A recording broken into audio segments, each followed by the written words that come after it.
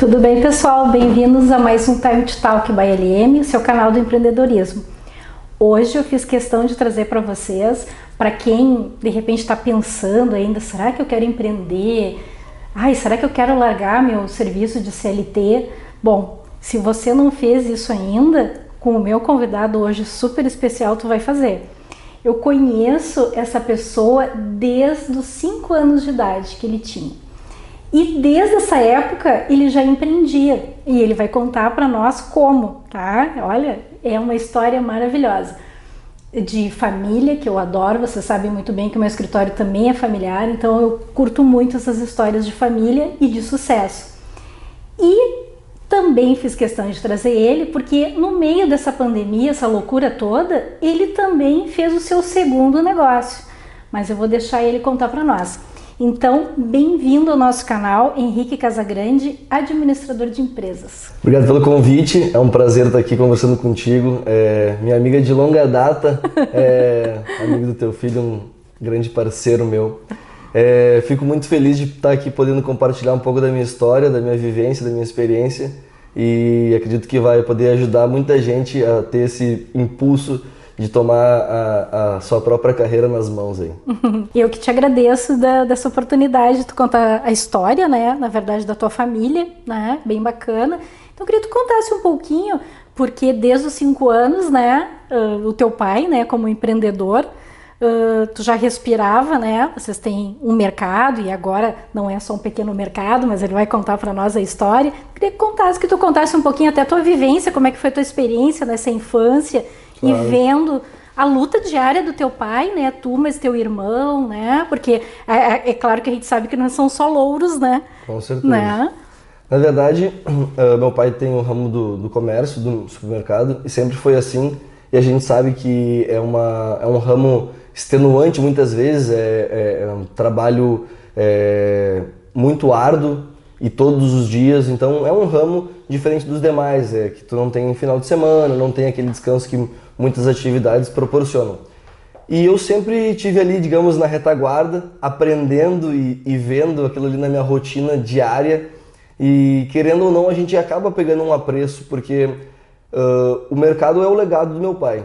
Então eu cresci e aquilo me possibilitou, as coisas que a gente teve foi graças ao mercado. Então eu sempre tive um respeito muito grande pelo mercado.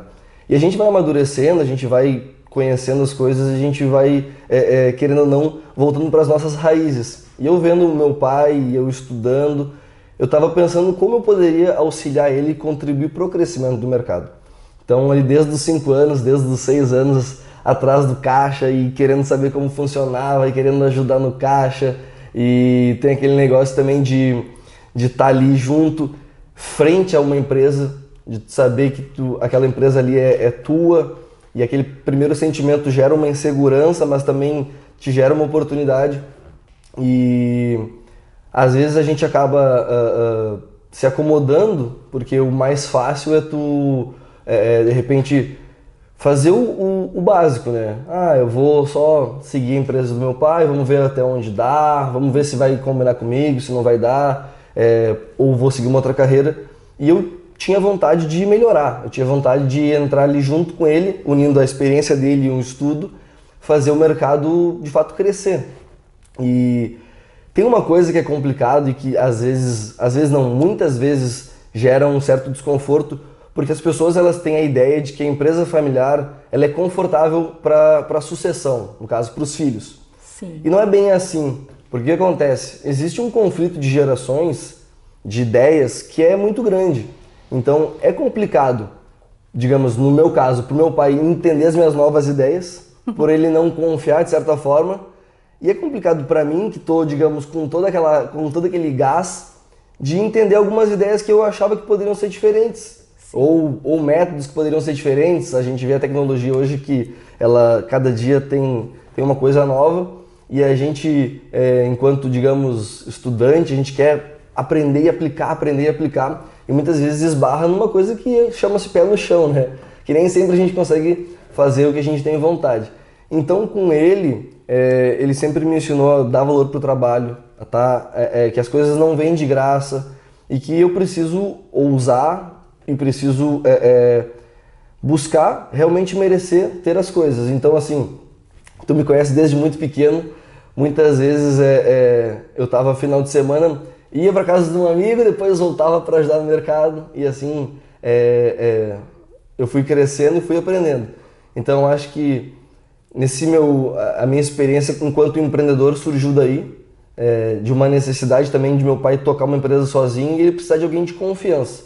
E na falta, digamos, dos familiares, eu era a opção número 1 e eu estava ali junto com ele, muitas vezes contrariado, isso tem que ficar claro, porque às vezes as pessoas pensam, é um puto empreendedor, sempre quis isso. Muitas vezes fui contrariado, muitas vezes não queria estar ali, mas também a gente vai amadurecendo, vai aprendendo o que é importante e o que não é. Então hoje a minha grande bagagem, meu pai tem todo o mérito em me formar o administrador. A faculdade me deu o canudo, mas quem me ensinou mesmo foi a prática e a vivência. Mas e tu acha que esse teu aprendizado de tão novinho te fez amadurecer mais rápido? Com certeza, com certeza. E eu digo isso, uma coisa que me marcou muito. Tu vai até dar risada do que eu vou te dizer. Mas na época de colégio, tem ali os passeios de ensino médio, que é Ilha do Mel, Bariloche, depois tem Porto Seguro. Puta, quem é que não ia querer numa viagem dessa, né? A gente jovem, a gente podia ser ir com os amigos a qualquer lugar, mas só o fato de estar com os seus amigos é uma viagem marcante. E eu nunca pude ter essas viagens, não era nem por questão de dinheiro, mas era por questão de que eu precisava estar ali, dando um apoio para ele, ajudando e colaborando. Porque é um ramo difícil, é uma atividade difícil, e quando tu não tem uma estrutura a ponto de poder te liberar assim, para tu sair, para tu te ausentar e tu conseguir manter o controle, mesmo que distante, mesmo que ausente, tu tem que confiar em estranhos. Meu pai sempre foi um cara muito pé atrás com isso, porque ele já também, nessa trajetória, ele já teve muitas decepções, então era família. Família é família, não adianta. Sim. Por mais que a gente brigasse, quebrasse o pau, um confiava no outro. Então eu tive que dizer não para muitas coisas. Sim. E obviamente isso me fez amadurecer. Hoje, com 25 anos, eu olho para trás e eu penso que todos os nãos que eu tive que dizer hoje me possibilitam dizer alguns sims. Coisas que eu tive que renunciar no passado me colocaram no lugar que eu estou hoje. Então, possibilidades foram surgindo, oportunidades foram surgindo, mas porque eu me preparei para isso, né? Talvez até involuntariamente, mas eu me preparei. Então, o amadurecimento ele vem mais rápido, né? É aquele negócio, quanto mais difícil é a tua trajetória, mais forte tu fica. Porque tu tem que passar por aquilo ali e aquilo ali te fortalece. Então eu vejo hoje amigos, inclusive o Bruno é um grande exemplo disso, de que a gente fica feliz em ver as pessoas evoluindo com a gente. Pessoas que se criaram conosco, estarem num nível crescente, estarem buscando coisas maiores, isso nos deixa feliz. Porque tu vê que, assim, cara, foram amizades que valeram a pena e são pessoas que tu vai levar. Que, digamos assim, que não destoaram, sabe, nesse meio do caminho. Então isso é muito legal. E a base de tudo isso é a família. Com certeza. Como tu falou. Bom, e como se transformou um mercado, né, que era pequeno, de bairro, né, nesse supermercado agora? Aí que tá. A gente chegou num limite... É até clichê a palavra da moda a gente falar de zona de conforto, mas de fato foi isso que aconteceu. A gente chegou num mercado que era um mercado de bairro, era um mercado pequeno, era um mercado que tinha práticas que hoje não existe mais, ou se existe muito pouco, que a gente tinha até caderno para os clientes. E esse caderno era uma coisa que hoje em dia chega a ser estranho falar, mas muita gente ficava devendo, muita gente não pagava. Era um mercado de bairro, então ele era tido como um mercado assim... Era uma segunda opção. Então a pessoa quando recebia, isso não foi uma nem duas vezes, a pessoa quando recebia, ele ia nos mercados grandes e aí quando faltava dinheiro ia lá e comprava no caderno. E pagava meio que quando dava, assim. Isso estava nos arruinando um pouco. E aí o mercado também, as pessoas elas tendem a não valorizar o comércio do bairro. Isso eu digo farmácia, mercado, sabe? E o comércio como um todo, ele precisa ser valorizado. Tu tá morando ali, a economia é local, eu acho que é bacana a pessoa incentivar, sabe? E isso acabou não acontecendo e a gente tava, digamos, o mercado tava minguando já. O prédio não era próprio. Só que nesse meio tempo, desde que meu pai começou a trabalhar com o mercado, a gente começou a construir um prédio próprio, que era completamente diferente, distante do local onde a gente trabalhava. E aí, nesse meio tempo a gente foi construindo, mas era aquela construção de formiguinha. sobrava um dinheirinho ali, comprava um pouquinho para a obra e assim foi indo. Aí retomava a obra e acabava o dinheiro. Aí depois retomava a obra mais uma vez e aí dava uma paralisação por causa da prefeitura. Enfim, tiveram vários percalços nesse meio tempo. Só que aí chegou um ponto que o mercado de bairro que a gente trabalhava, que a gente tinha, ele estava assim, ele não ia mais para frente nem para trás. A gente tinha que tomar a decisão. Ou a gente se desfazia do negócio, né? Ou a gente tentava dar um salto maior. Que esse salto maior consistia em pegar o que a gente tinha no mercado, digamos, nossos trapos ali, e levar para a loja nova, que era um tiro no escuro, era uma loja que a gente não conhecia, não sabia se ia ter público, se ia vingar, se não ia vingar. A gente sabia que era uma loja na avenida, o ponto era bom, essa era a nossa única certeza, mas a gente não sabia se ia vingar, se não ia vingar. Então o que a gente fez? O ponto-chave da mudança, isso foi 11/11/2011, até um número bem marcante. Cabalístico, né? A gente inaugurou a loja nova. Cláudio, tu não tem noção o que foi. Essa mudança, teve um dia que a gente pegou um final de semana no mercado e ele falou assim, vamos tirar toda a margem, vamos vender todos esses produtos sem margem para tentar limpar as prateleiras, porque a gente precisava pegar as prateleiras e levar para a loja nova.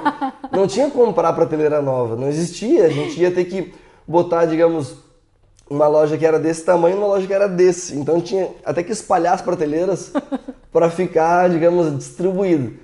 A gente fez todo esse trabalho, a gente teve vários parceiros que nos ajudaram, por isso que meu pai sempre fala de ter crédito, tem que ter crédito com teus fornecedores, porque o que teve de gente ajudando foi caminhão de banana que os caras pegaram no final de semana para transportar as coisas, foi gente dando 6 meses de carência pra gente começar, porque meu pai sempre teve nome limpo, então quando tu fala da tua trajetória com o teu pai, a gente também deve muito à carreira e ao nome que eles construíram. Sim. Porque a gente, digamos, percorre esse caminho, que não é fácil, mas a gente já tem um aval, a gente já tem um avalista. Sim. Porque o meu pai construiu tudo isso e ele sempre falou, tu pode não estar com o carro do ano, pode não estar com o tênis da moda, mas os teus títulos, as tuas contas têm que estar pagas.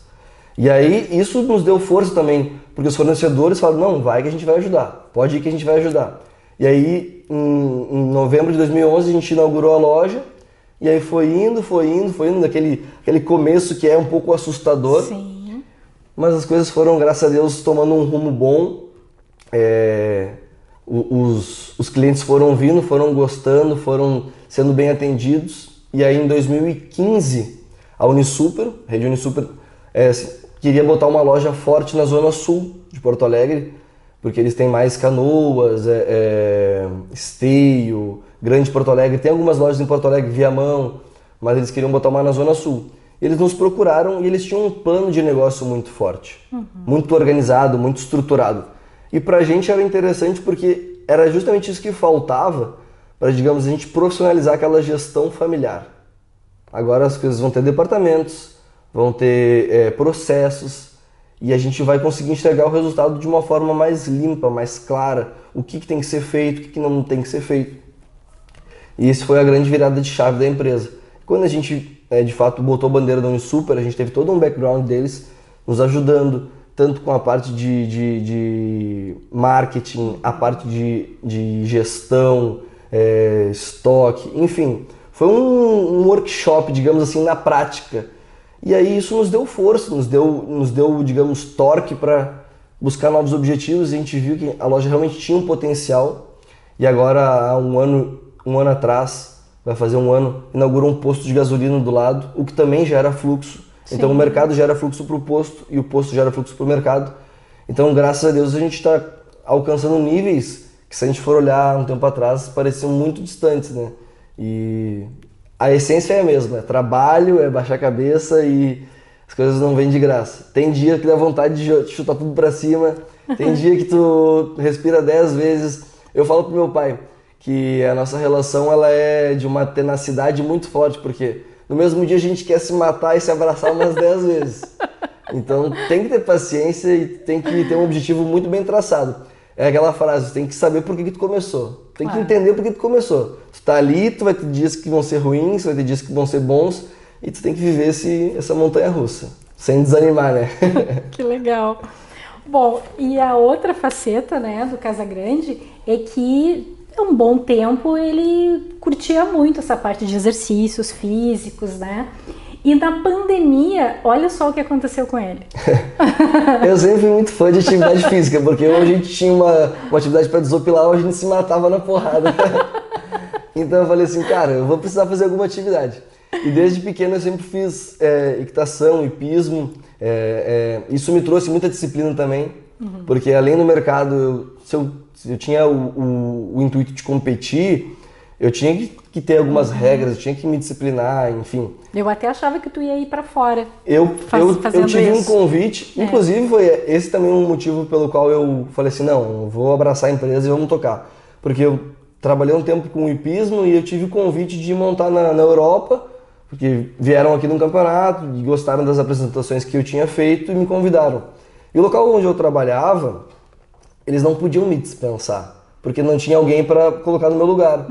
E eles meio que me seguraram assim por um tempo para eu, digamos, para não deixar a empresa mal. Sim. E acabou que o convite passou. Isso aí me desmotivou um pouco também. Eu sou super grato à empresa que eu trabalhei, me serviu muito também, me mostrou muitos valores que devem ser seguidos por um funcionário. Aprendi a trabalhar em equipe, aprendi muito, mas esse ponto-chave em si me chateou e me fez focar no que é meu, trabalhar no que é meu, no que eu posso gerir e na gestão que eu posso fazer. Mas o esporte sempre esteve presente na minha vida. E aí, quando eu saí do hipismo e comecei a focar no mercado, eu precisava de um esporte que conseguisse ir e voltar assim, eu vou fazer um treino de 1 hora e vou voltar. Porque o hipismo era muito tempo, demandava às vezes uma manhã ou uma tarde e eu ficava muito ausente de qualquer outro compromisso. E aí veio o CrossFit. E a história do CrossFit é engraçada, porque eu sempre fui fã de sertanejo e na época, tu vai rir do que eu vou dizer, o Lucas Luco, ele só postava coisa de CrossFit. Eu falei, cara, se esse cara posta coisa de CrossFit, dá certo pra ele, eu vou tentar. Cabeça, né? Aí eu comecei a fazer o CrossFit, fiz uma aula, fiz 2, falei, cara, isso aqui é loucura, esses caras são loucos, não tem como. Mas tá, como eu tinha outras aulas experimentais para fazer, eu vou fazer. Uma pausa, e se vocês verem o treino dele, que eu já vi vários vídeos, é coisa de louco mesmo.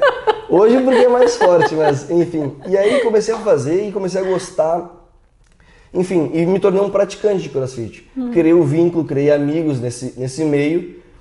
E agora nesse ano, início de 2020, eu já tinha um plano de criar uma outra fonte de renda, um outro tipo de empreender de uma forma diferente que me gerasse uma renda proveniente de um outro campo, que não fosse o mercado, que não fosse a empresa da minha família. Porque como eu te falei, tem aquele negócio de, querendo ou não, por mais que tu se esforce, tu é o filho do dono.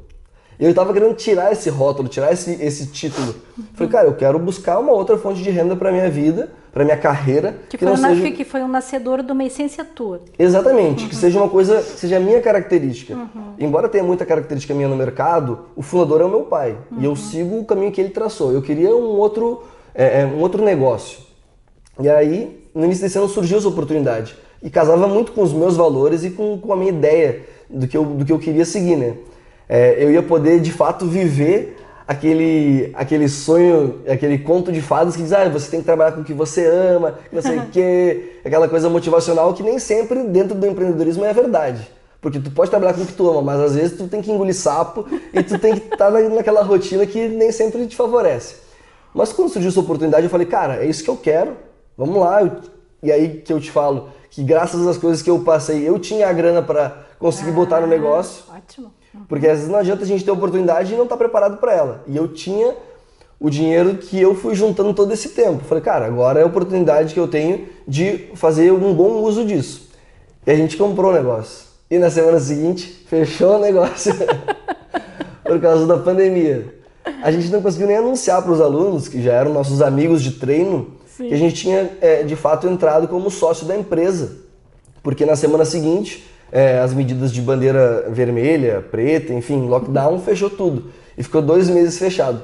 E aí eu penso, puta, eu tô entrando num negócio que, digamos, é o meu hobby, é o meu lazer, e agora fecha.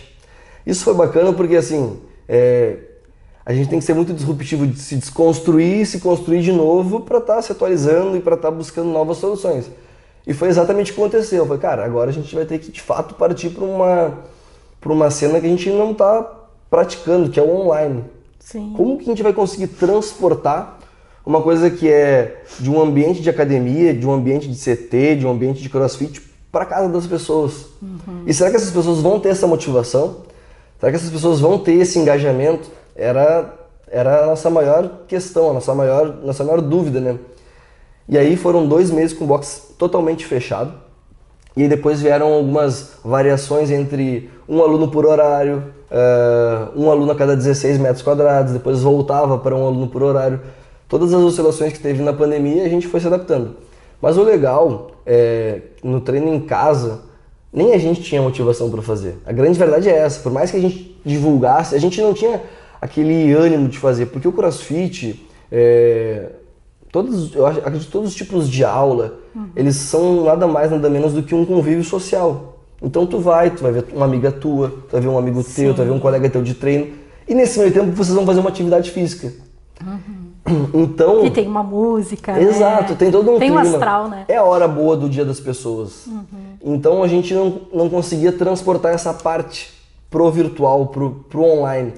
E a gente pensou, cara, como a gente pode criar digamos, uma causa maior para isso? Pô, a gente pensou, no meio dessa pandemia tem um monte de gente precisando mais do que nós, mais do que a gente, assim, e a gente pode colaborar. Então a gente criou uma campanha solidária, um campeonato solidário. A gente reuniu todos os nossos alunos, dividiu eles em times, em cores, time azul, time vermelho, time amarelo, time verde, e a gente criou pontuações, que aí vinculava o treino, doações e o campeonato em si. Então a gente criou um campeonato que os times eram pontuados através da presença no treino online, que acontecia 5 vezes por dia, a gente tinha os horários dos treinos, e as doações de roupas e alimentos. Então, cara, foi um resultado surpreendente. Surpreendente. A gente jamais imaginou que no final do campeonato, no final dessa ação que a gente montou, que a gente elaborou, a gente conseguiu reunir 3 toneladas de alimentos. Nossa! A gente botou mais de 100 cestas básicas para dentro do box, fora os alimentos que vieram soltos, né? Quilos de alimentos não perecíveis. Roupas, a gente passou um dia separando roupa. A gente conseguiu ajudar 3 instituições de caridade. A gente foi na Ilha da Pintada. E então, assim, a gente teve que criar soluções para manter a nossa galera, o nosso pessoal, os nossos alunos conectados. Sim. A comunidade do CrossFit em si. Porque não é só uma atividade física, não é só um treino. É mais do que isso. E a gente acredita, os valores da empresa são esses. A gente acredita que seja mais do que isso. Então foi muito gratificante pra gente chegar na Ilha da Pintada. É um contraste muito grande. Tu enxergar as pessoas vivendo naquela miséria, que é muito triste, mas tu poder também levar um pouco de alegria, de esperança, brinquedo, tu enxergar nos olhos das crianças, principalmente, que é o que mais toca, né? Que elas vão ter ali o alimento, elas vão ter um brinquedo, elas vão ter uma roupa nova. Então isso foi muito legal. Essa foi uma maneira que a gente conseguiu vencer um pouco o desafio da pandemia. Claro que hoje está muito mais flexível, a situação está flexibilizando mais. A gente adota todas as medidas de segurança, de limpeza, higienização de material, o distanciamento dentro da box, né? Então a gente está dançando conforme a música, né? Claro. Literalmente é isso. Mas foi um grande desafio para mim, enquanto empreendedor, gerenciar todas essas dificuldades, porque não era uma coisa do nosso negócio. Sim. Não era uma coisa interna. Tá acontecendo uma coisa aqui no escritório, o que a gente pode fazer para mudar? É uma coisa mundial, né? A gente tinha só que se adaptar. Ainda tem que te adaptar ainda num negócio novo. Novo, exatamente. Tem mais não isso. era só a dificuldade de estar começando um novo negócio. Uhum. E aí meu pai, essa história é uma história engraçada, porque meu pai é assim, ele me apoia, mas não é aquele apoio assim genuíno, sabe? Ele fala, tu quer fazer? Faz. Mas isso não é uma coisa que estimule muita pessoa, né? Tu quer fazer? Faz. Porque eu entendo o lado dele, porque eu conheço ele já muito bem, que é uma proteção. Sim. Mas E eu falei, cara, o que tu acha de que ele... pois é uma atividade que tu gosta, mas tem que ver se serve para um negócio, se é somente uma atividade. Enfim, então quando deu a pandemia, E ele me olhava assim, balançava a cabeça, ele falava, só sorte que tu tem mercado, porque senão tu ia estar lascado. Mas talvez também é um medo, né, de tipo assim, ele vai se apaixonar tanto pelo CrossFit que depois ele não vai querer mais ficar comigo. Sim. Né? Talvez seja isso, né? Isso também, mas ele tem aquele negócio, né? Todos os pais, acredito que seja uma regra isso, eles não querem que os filhos passem pelas dificuldades que eles passaram. É verdade. E o meu pai, antes dele ter o mercado, o primeiro mercado por menor que fosse, antes dele ter, ele quebrou o negócio. Ele veio do interior, com as economias dele, e botou um restaurante, que ele não entendia nada. E aí ele foi roubado à torta e direito. E aí chegou na hora que ele viu que ele tava com as calças na mão, ele foi vender o negócio. Sim. Isso era na época da promissória, que eu nem sei o que é. Que ele fala, por isso que eu tô comentando aqui. E o cara deu uma entrada e não pagou. Sim. E aí ele não queria voltar pro interior com uma mão na frente e outra atrás. Dizia assim, eu não dei certo. Eu não dei certo, eu fui derrotado. Porque ele é um cara duro na queda, ele é pau-ferro, ele não aceita, ele não ia se dar por vencido. Aí ele pegou e ligou pro meu avô, meu falecido avô, no interior, e mentiu pra ele. Falou assim, eu tô aumentando o restaurante, tu consegue me emprestar um dinheiro? Mentira, ele já tinha vendido e o cara já não tinha pago ele já tava lascado. E meu avô emprestou o dinheiro pra ele e ele comprou uma feira na Zona Norte, na Baltazar de Oliveira. E aí, aquela época da vida dele foi a época que ele, assim ele comeu o pão que o diabo amassou. Ele acordava 3 vezes por semana às 4 da manhã pra fazer ceasa. E a feira, na época a feira era fortíssima. Hoje em dia tu vê uma feira que outra. Sim. Mas na época a feira era a semana toda. E era das 7 da manhã até 10 da noite. Ele dormia atrás da feira, em cima de caixa de tomate. Ele, assim, por isso que eu digo, eu não consigo acreditar eu não posso me esforçar o suficiente para isso, eu não consigo isso. Entendi. Porque eu acho que é questão de tu querer. Se tu não consegue, é porque talvez tu não queira o suficiente para fazer a coisa virar, entendeu? Então, ele passou por muito perrengue. Quando ele me fala assim, quer ir, vai, eu entendo que ele esteja temendo que não dê certo e eu passe pela dificuldade que ele passou. Sim. Então, hoje eu consigo equilibrar esses dois negócios, né? O mercado, que exige mais a minha presença e mais a minha energia, digamos assim, e o box, que é o meu segundo negócio, digamos, é um negócio que eu trago com muito carinho, mas eu sei que o meu principal é o mercado e eu consigo conciliar bem. A gente procura estudar e ler bastante e entender. E quando eu comecei a fazer melhor a gestão do meu tempo, que é uma coisa que eu tento passar para ele também, para o meu pai, a gente precisa fazer a gestão do nosso tempo, que a gente pode viver bem, a gente pode ter muitos compromissos, a gente pode botar qualidade no nosso tempo, né? Então, eu comecei a dividir o meu tempo e eu consigo dar atenção para o mercado e dar atenção pro CrossFit. E eu estudo ainda também. Sim. Então, não me acho melhor do que ninguém, só quero com isso dizer que as pessoas elas podem fazer. Claro. Às vezes a gente acha impossível porque a gente não começou. É muito difícil até tu dar o primeiro passo. Depois as coisas vão pro seu devido lugar. Bom, então pra gente fechar, porque senão a gente vai ficar falando até amanhã, eu queria que tu falasse umas palavrinhas finais para os nossos empreendedores, ou uma palavra de apoio, ou as dificuldades, enfim, alguma mensagem que tu queira deixar. E no final, deixar o contato do Super, né? E também da CrossFit, né? Para o pessoal se matricular, ficar forte. Lá, o verão tá chegando. Isso aí, o verão tá chegando. Então, eu costumo dizer assim que a gente é do tamanho dos nossos sonhos, né? Então, o desafio e a dificuldade, ele sempre vai existir. Tu pode escolher o tamanho da tua dificuldade e o tamanho do teu êxito. É óbvio que às vezes a gente se acomoda, a gente tem algo que a gente almeja que parece muito grande, mas como eu falei anteriormente, é questão de a gente dar o primeiro passo e a gente vai se situando e vai vendo que não é tão longe, vai vendo que aquela caminhada ela não é tão difícil quanto a gente pensou que ela fosse. Todo o início, todo o começo, ele é complicado. Ele te desafia, ele te faz pensar, puta, será que é isso mesmo? Será que vai valer a pena? Mas as dificuldades, elas nos fortalecem, elas nos fazem crescer, elas nos fazem grandes. E no final, parece clichê, mas o final feliz, ele acontece. Porque muitas vezes tu começa por um caminho e antes de chegar no final, tu conhece um outro trajeto.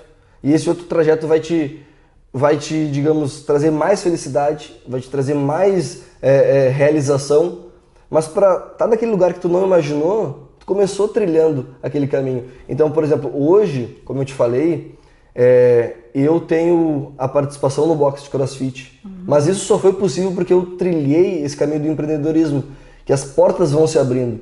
E através do empreendedorismo eu comecei a estudar o mercado financeiro, através do mercado financeiro eu conheci outras pessoas, conheci pessoas que me propuseram outros negócios. Então, independente de qual seja o teu sonho, independente de qual seja o teu objetivo, não tem atalho. Tu vai ter que trabalhar, tu vai ter que se esforçar, tu vai ter que ralar mais do que os outros, tu vai ter que sair da tua zona de conforto. Isso é o beabá, todo mundo fala, mas não é motivacional, isso é realidade.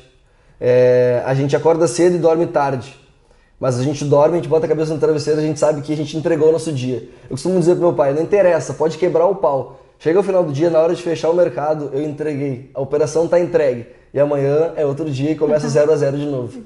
Então, gente, não existe solução mágica, não existe atalho, não existe conto de fadas. Existe trabalho, existe realidade e existe realização. Através disso, tu vai construir teus objetivos e teus sonhos e as coisas vêm. E o valor que tu dá também por uma coisa conquistada é muito maior do que por uma coisa recebida. Assim. Tu receber uma coisa é bom, agora tu conquistar aquilo ali outro valor. Muito melhor. Para quem quiser conhecer, Rede Unisuper e o box é Equifavela CrossFit. Pode botar no Instagram, @Rede Unisuper, e no Instagram também para o CrossFit é @Equifavela CrossFit. Estão convidados a conhecer ambos os negócios. Serão bem recebidos. Muito obrigada novamente por ter aceitado. Eu que agradeço esse convite, esse espaço maravilhoso aí. E fico muito feliz da gente conseguir manter essa relação boa, esse vínculo de tantos e tantos anos. Eu conheço ele desde os 5 anos, muito frequentou lá a minha casa e quantas vezes ele me chamava de segunda mãe, e isso eu jamais vou esquecer. Então, nossa, para mim realmente é o segundo filho e ver esse crescimento, nossa, fico muito emocionada mesmo. Então tá, pessoal. Então, até o próximo Time to Talk by LM, com um super convidado como sempre. Não esqueça de se inscrever no nosso canal e dar um like, né? Então tá. Tchau, tchau. Tchau, Obrigada.